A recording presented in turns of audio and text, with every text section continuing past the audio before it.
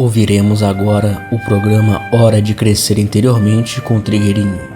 E os temas de hoje são: as guerras e a matança de animais, o uso do livre-arbítrio, oração e almas que colaboram no equilíbrio do karma do planeta.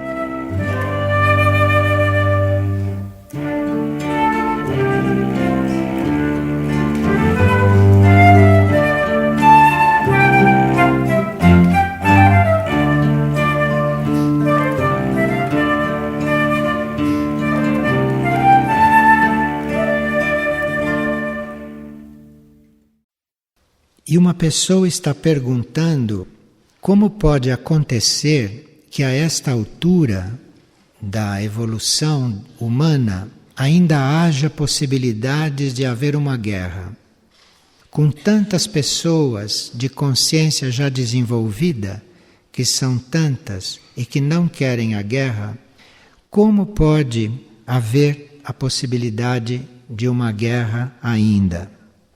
Nós já vimos outras vezes aqui que enquanto o homem derramar o sangue dos animais para se alimentar dos animais, por karma o sangue humano também será derramado através das guerras. Porque o sangue humano derramado individualmente, como pode acontecer com um ou com outro, isto não cobre o débito kármico dos milhões de animais cujo sangue nós derramamos todos os dias.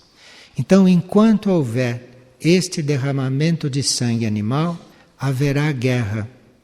Mesmo que a nossa consciência não queira a guerra, como vocês estão vendo estes dias, metade do mundo não quer a guerra. E como pode haver a guerra? É o débito nosso com este sangue derramado no reino animal. Enquanto houver isto, existe esta possibilidade. Agora, não bastaria que a gente deixasse de se alimentar de animais. Isto é um princípio rudimentar. Enquanto isto acontecer, há guerras, hoje ou mais tarde. Isto é um princípio rudimentar. Mas há uma outra parte mais sutil que diz respeito também às guerras, é que a nossa consciência ainda não está focalizada no eterno.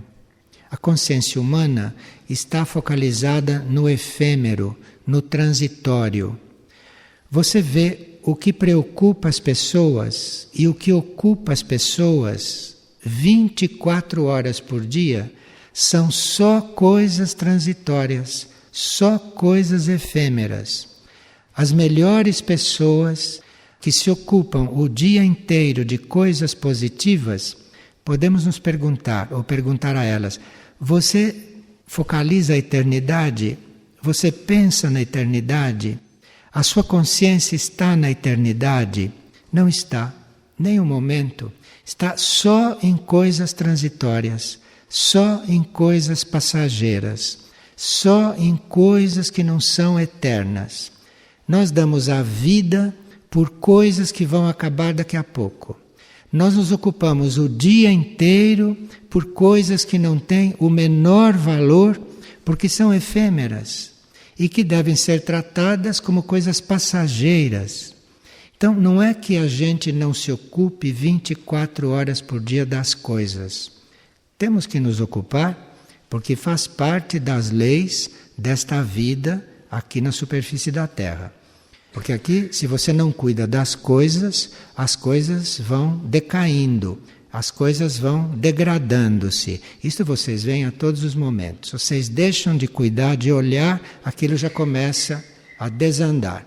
Então, é preciso realmente cuidar das coisas. Só que, ao nós cuidarmos das coisas, devemos ter a consciência que aquilo é passageiro, que aquilo é transitório, que aquilo é mutável, que aquilo é efêmero. E se isso está presente, a sua consciência está no eterno, está naquilo que não são as coisas, que nenhuma coisa é eterna. Então nós temos que tratar desta ilusão contínua nós temos que nos dedicar a este teatro contínuo, mas sem perder a visão e sem perder o contato com a eternidade, com aquilo que não acaba. Então isto é um treinamento e nós temos que zelar por isto, porque se isto não se torna um estado humano, se a humanidade não focaliza a eternidade, a realidade, aquilo que não se destrói, a sua mônada, o seu regente, a alma das coisas. Então, se nós não temos estas coisas presentes, vai haver guerras, vai haver sempre contendas. Porque se você está com o eterno presente e lidando com coisas, com pessoas, com fatos que são todos efêmeros, todos irreais, todos passageiros, se você está considerando o eterno, se o eterno está predominando na sua consciência, não tem como você entrar em contenda, em contraste, porque você está lidando com a aparência, você está lidando com a parte efêmera, você está lidando com aquilo que vai acabar. Então, você tendo presente a parte eterna, você tendo presente o lado eterno da vida, de tudo, da consciência, então não há como haver guerras, não há como haver contenda. Então, parece que nós correremos o risco de ter guerras ainda por muito tempo, a menos que haja uma verdadeira revolução na consciência humana e que sejamos trabalhados pelas hierarquias solares e pelas hierarquias maiores para que deixe de haver guerra. Mas deixar de matar animais e deixar de comer animais, isso nós podemos começar, porque sem isto não se entra na outra parte. Sem isto, com o derramamento de sangue de outros seres, em função nossa, da nossa alimentação, não há possibilidade de você começar a sentir, a perceber este elemento eterno. Porque para você começar a perceber este elemento eterno e aí conseguir atravessar tudo e todos e ver na eternidade, e portanto não entrar em contenda com ninguém mais, então, para você fazer isto, precisa que você não esteja retirando a vida do outro. Isto exclui a possibilidade de você sentir esta eternidade. E, portanto, mesmo sem querer, mesmo sem perceber, você entra em contenda, você entra em contraste. Porque você vê no outro a parte provisória dele. Você não vê no outro ainda a eternidade nele, aquilo que ele é em eterno. Não tem como você brigar com aquilo. Não tem como você lutar com aquilo. Então, isto é muito importante. Em serviço, principalmente em serviço, nós encontramos coisas desarmônicas, encontramos coisas que não são eternas pela natureza própria da coisa, não? Mas é preciso não se envolver com isto, é preciso não estar internamente reagindo com isto, mas vigiando para ver se você está considerando o eterno em tudo. Se você está considerando este estado, esta realidade eterna, e aí você não tem mais força para contendas. Porque você tem outras forças que estão se ocupando de outras coisas, estão se ocupando de uniões e não de lutas, e não de guerras.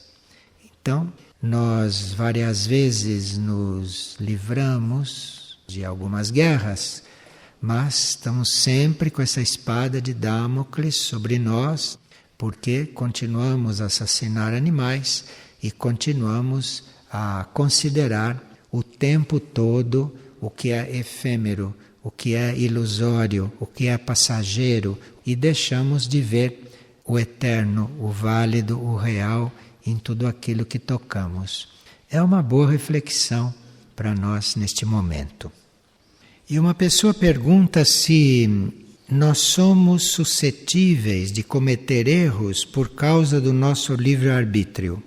Claro, usando o livre-arbítrio, nós estamos sujeitos a erros, a qualquer momento. Os erros vêm justamente do uso do livre-arbítrio, porque é através dos erros que nós aprendemos, é através dos erros que nós vamos nos instruindo. E se nós não usarmos o livre-arbítrio, não temos como aprender. Claro que com o livre-arbítrio pode ser que a gente mais erre do que acerte. Que a gente só vai acertar sempre quando estiver já dentro de uma outra vontade. Mas enquanto nós estivermos escolhendo o que fazemos, enquanto nós estivermos nesta etapa do livre-arbítrio, nós estamos sujeitos a erros. E isto é perfeitamente natural. Não há nenhuma coisa espantosa em a gente errar. Porque você não usa o livre-arbítrio, então você está sujeito a isto. É só depois que é transcendido este estágio, só depois de ter transcendido este livre-arbítrio, aí é que começa uma coisa mais certa. Mas não antes. Antes é sempre uma experiência, sempre uma aprendizagem. E quando se erra e se vê que errou, isto é tão importante, tão útil quanto acertar. E quando vê que acertou. No livre-arbítrio você está sujeito às duas coisas, tanto a uma quanto a outra. E ambas são válidas. E uma pessoa está muito necessitada de orar, mas ela não se encontra bem nestas formas que ela conhece e que são impregnadas de coisas que ela não sente mais. Sempre que nós estamos aspirando a uma coisa mais elevada, sempre que nós estamos buscando algo melhor, sempre que nós estamos tentando um contato com coisas mais conscientes, com coisas mais elevadas, isto é oração. Então, se você está aspirando por algo maior, mais puro, mais ordenado, mais harmonioso, se você tem esta aspiração é oração. Você está orando enquanto está aspirando. Então, para estar numa oração contínua, não quer dizer que a gente esteja ajoelhado ou em posição de oração e fazendo oração formal. Para você estar numa oração contínua, você teria que estar considerando esta sua aspiração, a sua oração. Você tem que considerar este seu ideal, esta sua índole. Você tem que considerar toda esta coisa positiva que você sente, que você manda para o alto e que você oferece e que você cuida dela. Você tem que considerar isto a sua oração. Esta é a sua forma de oração. Agora, isto precisa que não esteja sendo feito para você. Não se vai orar para nós mesmos. Isto é uma oração livre quando você está aspirando isto para o bem, quando você está aspirando isso pela ordem, pela harmonia, pelo alinhamento, quando você está aspirando por uma coisa maior. Você considere isto oração que você está orando nesses momentos. E se a sua vida é uma perene busca de uma coisa maior, de uma coisa mais elevada, se você está aspirando por isto, você está orando. Não há necessidade de oração formal, a não ser que você precise, para em certos momentos, ter a certeza de que está orando. Porque eu posso estar oferecendo tudo a Deus, todas as vezes que me lembro, mas posso ter dúvida se aquilo é oração. Porque eu estou tão condicionado com as orações formais, eu estou tão condicionado a repetir orações que me ensinaram, que eu posso estar orando e não acredito. Acho que aquilo não vale. Não vale porque é meu. Aquilo é válido. Aquilo é mais válido do que a oração formal. Mas precisa que você reconheça isso como oração e que você ofereça isso como oração. Que você tenha consciência de que está orando dessa forma, deste modo. E uma pessoa pergunta: por que em minha vida passei por tantas dores, por tantas perseguições e por tantos maltratos? E eu não tenho consciência de ter dado razão para isso, porque sempre me oferecia o serviço. E eu me ofereço ao serviço e tenho dores, e tenho perseguição, e tenho maltrato, tenho dificuldades. Para que a hierarquia possa levar a cabo a sua tarefa para ajudar a humanidade, é preciso que uma parte da humanidade assuma parte do karma da humanidade. Senão a hierarquia não poderia fazer nada, porque o karma da humanidade não permitiria. Então, estes que não têm razão racional, consciente para ter dores, mas têm, todos esses que não fazem nada para ser perseguidos, mas são mal falados, são criticados, esses que são maltratados quando são gentis para os outros, e quando alguém se volta para eles, os maltrata, os trata de mau jeito. Existem seres, existem almas que se oferecem para passar por estas coisas. Por quê? A hierarquia não poderia fazer certas ajudas para todos, para todo o grupo humano, se naquele grupo humano não estivesse alguém sustentando uma certa parte kármica aqui na Terra. Se não tivesse uma parte de almas mais conscientes, de almas que estão na linha de sustentar esta parte kármica, para que a hierarquia possa ajudar a humanidade. Então, se não houver alguém livre deste karma, que assuma dores, que assuma perseguições, que assuma sofrimento, que são da humanidade, se não houver isto, não há um mínimo de equilíbrio kármico para a hierarquia espiritual poder ajudar a humanidade. Então, isto é uma sustentação que certas pessoas dão continuamente, e as almas escolhem isto. Estas almas de renúncia, estas almas avançadas, decididas, e muitas vezes estas almas estão em veículos que não têm a mesma compreensão. Então, estas almas atraem para esses veículos dores, perseguições, todos esses incômodos, porque é uma forma delas, como almas, estarem colaborando neste ajuste kármico do planeta. Claro que na maior parte dos casos, as dores que nós temos foram sementes que nós mesmos plantamos, né? E que agora estão brotando. Isto em princípio, como todas as más situações são kármicas, são resultados de causas que nós criamos no passado. Isto na maior parte. Mas tem certas coisas que não são assim. Então tem alguém que possa estar sempre dolorido e aquilo não é coisa dele. Aquilo é a alma que está usando o veículo sem consultar o veículo, porque o veículo não concorda com aquilo. O veículo só se lamenta. Então a alma tem que fazer a revelia do veículo. Tem casos assim. É o meu caso desta pessoa. Então, as perseguições que nós temos, os maltratos que nós temos, em geral, são retornos kármicos, mas nem sempre. Então você pode ser perseguido, caluniado, maltratado, sem dever aquilo. Mas a sua alma colocou os seus veículos nesta posição porque ela quer trabalhar o karma do planeta. Ela quer colaborar para que a hierarquia espiritual encontre um equilíbrio kármico que possa ajudar a humanidade. Então tem almas que colaboram com a hierarquia assim, enviando para os veículos coisas que são a serem purgadas, purificadas no karma geral humano. E esta é a forma destas almas usarem os veículos para que a hierarquia possa encontrar aí uma possibilidade de introduzir uma energia de ajuda para esta humanidade. A chave é nunca nós nos lamentarmos.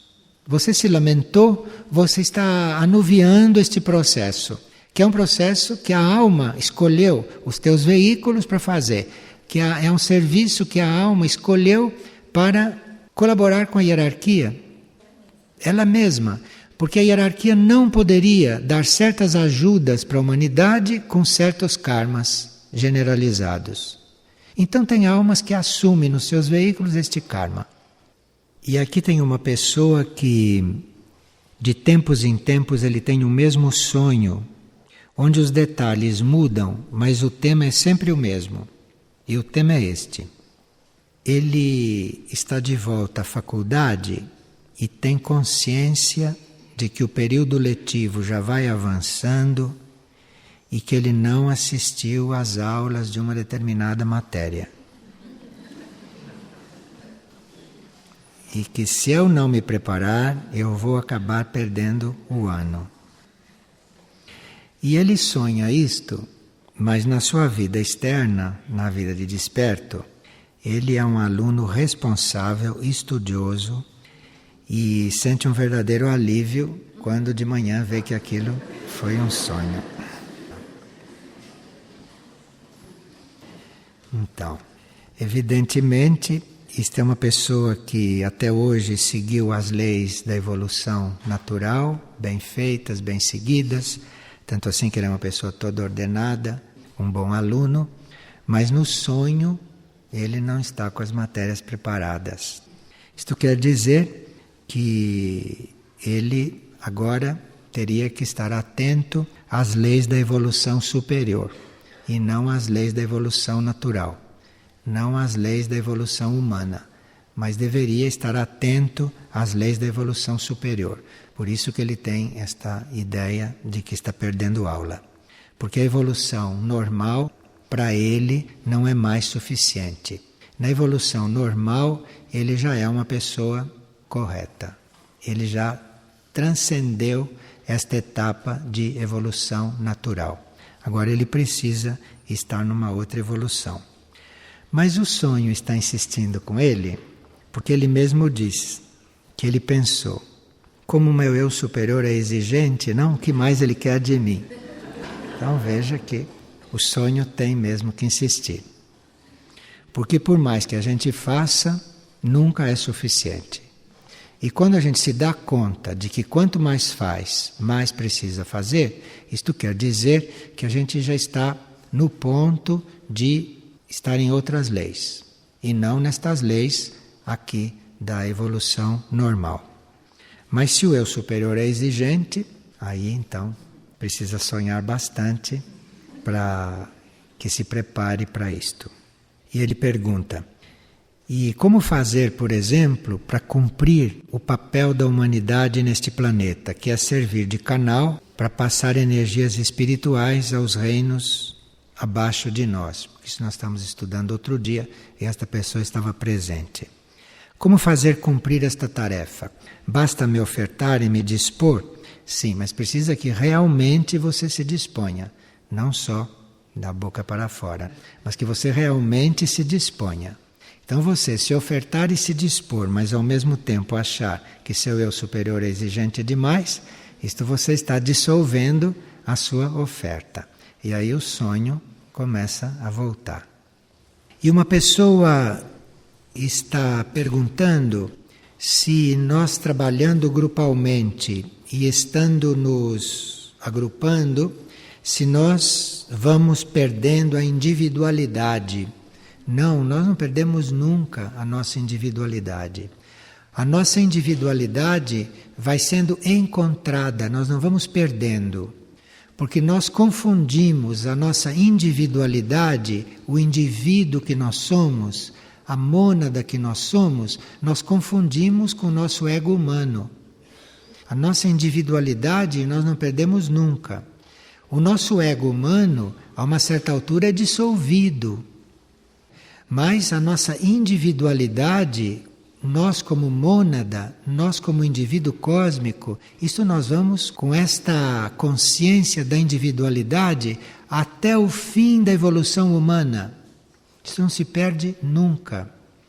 Porque a pessoa compreendeu que a alma vive vida grupal, que o trabalho da alma é grupal, que nós temos que ser um grupo, e nisto a mente lhe disse que ele ia perdendo a individualidade. Não, você vai com isto tudo, aprendendo a encontrar a sua individualidade, que está muito, muito além do seu ego humano. Muito, muito além desse ser que você pensa que é. Então, você vai chegar na sua individualidade, lá no final da sua existência humana. Então, nós não vamos perdendo a individualidade. A nossa personalidade vai sendo absorvida na alma, a alma vai sendo absorvida na mônada, mas quando vai se dizendo que vai sendo absorvido, à medida que essas cascas, vamos nos liberando delas, nós vamos tendo mais claro, cada vez mais claro a nossa individualidade, cada vez mais claro a nossa mônada. E é lá nesse nível de mônada, nesse nível muito profundo, é que isso vai ser resolvido. Tem muito tempo para isto.